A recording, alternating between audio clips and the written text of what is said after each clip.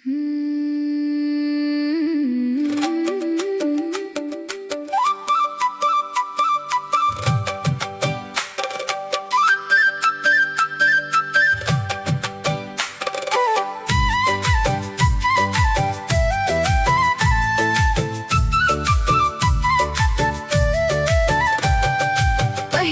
नजर मन तोला देखे वरे सजना, दिल मोर धीरे धीरे तोर होगे ना।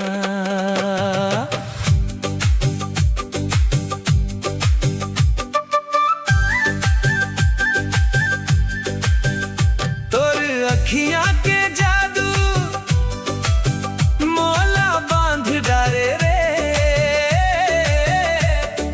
तोर हंसी देख के दिल मोर हार गए रे। जब ले देखे हम तोर मुस्कान ला, दिन घलो लगे अब त्योहार ला।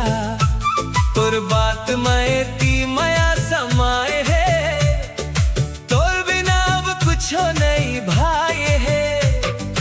तोर नाम सुन के धड़कन बढ़ जाथे, धीरे धीरे मन तोर पाछू भागथे। का जादू कर हंस मोर दिल पर, तोर माया मन होगे हवा बेखबर। तोर संग सपना सजाएब, तोर संग दुनिया बसाएब।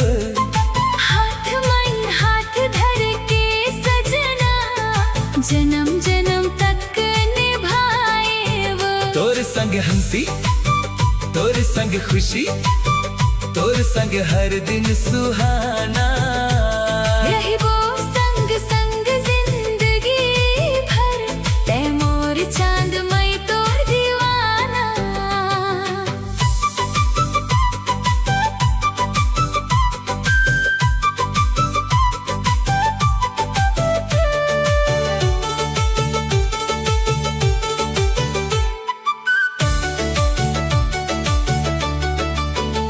चांद घलो फीका लागे तोर आगू, तोर रूप देखे बरतर से आँखू।